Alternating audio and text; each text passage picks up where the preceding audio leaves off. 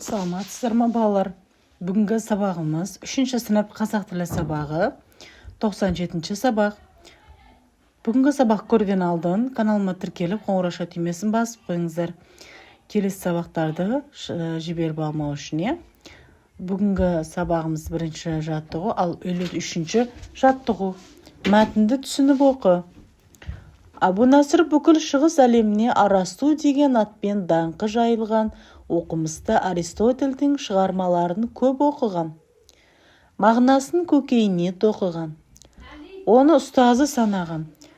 Замандастары Абу Насырдың ірі оқымысты ойшыл данышпан дәрежесіне дейін өскенін көздерімен көрді.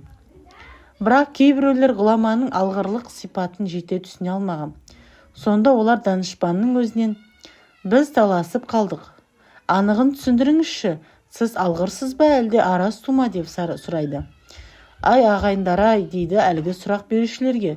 Егер мен ұлы ұстаз Арасту заманында өмір сүрсем, онда сол ғұламаның білікті шәкірті ғана болар едім. Абу Насырдың бұл сөзін естіген кісілер оның ақыл парасатына бас иеді.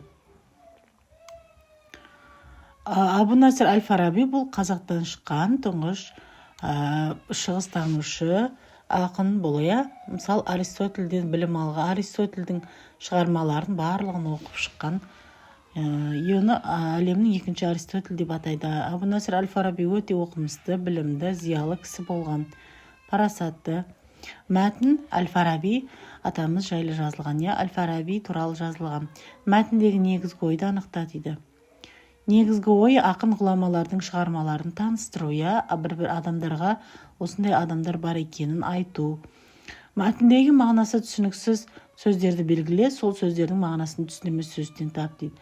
Енді бұл жерде сын есімдерді тап деген, сын есімдердегі мәтіндегі түсініксіз сөздер бұл Арасту деген сөздер, Арасту және Аристотель деген сөздер. Енді сын есім дегенімізде бұл жерде мәтіндегі сын есімдер оқымысты, ойшыл, данышпан, алғырлық деген сөздер. Бұлардың барлығы сын есімдер, балалар, қандай деген сұраққа жауап береді. Осыны жазып қоясыздар, балалар. Келесі жаттығуымыз 54-ші жаттығу.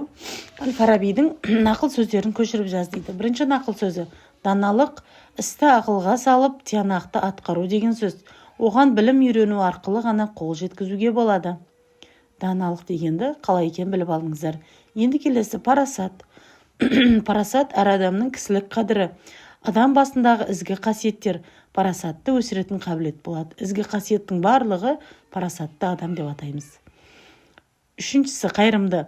Ізгі ниетті адам еш уақытта өлмейді.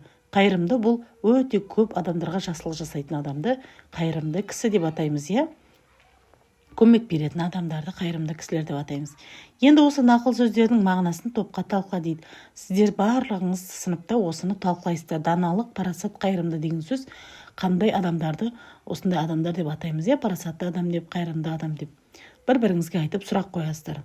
Енді сын есімдерді астынсыз дейді. Бұл жерде сын есімдер бұлар даналық, парасатты, тиянақты, кісілік, ізгі қасиеттер, қабілет, қайырымды, ізгі ниетті деген сөздердің барлығын астын сызып қоясыздар, балалар. Көшіріп болған соң мынандай түрде астын сызып шығасыздар, мен айтқан сөздердің барлығын, сын есімдердің барлығын астын сызып қоясыздар. Өйткені бұлардың барлығы сын есім болып табылады. Қандай деген сұраққа жауап береді.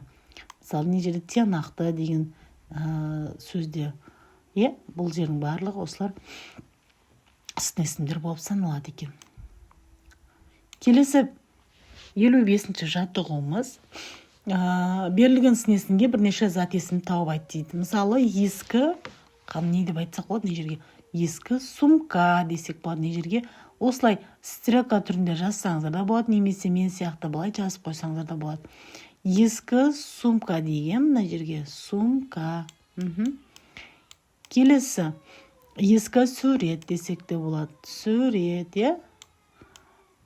Енді келесі ескі етік. Ескі етігім бар еді деп айтасыздар ғой. Міне, зат есімдерге осылай зат есім тауып қойдық ескі деген сөзге. Енді жұқа деген сөзге біз жұқа қағаз, мысалы, иә, қағаз жұқа екен ғой дейміз ғой, мысалы, сол сияқты.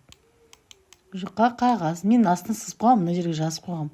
Соны мына жерге осылай сызық түрінде тура кітаптағыдай сызық сызып жазсаңыздар да болады. Жұқа кілем деп жазсақ болады, мысалы. Кілем.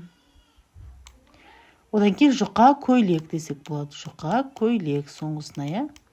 Жұқа көйлек. Енді келесі қызық деген сөзге қызық кино десек болады мына жерге. Қызық ертегі, қызық кітап деп жазсақ болады мына жерлерге. Осылай қызық сөзіне зат есімдерді тауып, сын есімге жалғастырып жазып қоямыз, балалар. Осымен бүгінгі сабағымыз аяқталды, балалар. Каналыма тіркеліп алыңыздар, қоңырау түймесін басып қойыңыздар. Келесі сабақтарда кездескенше сау сәлеметте болыңыздар.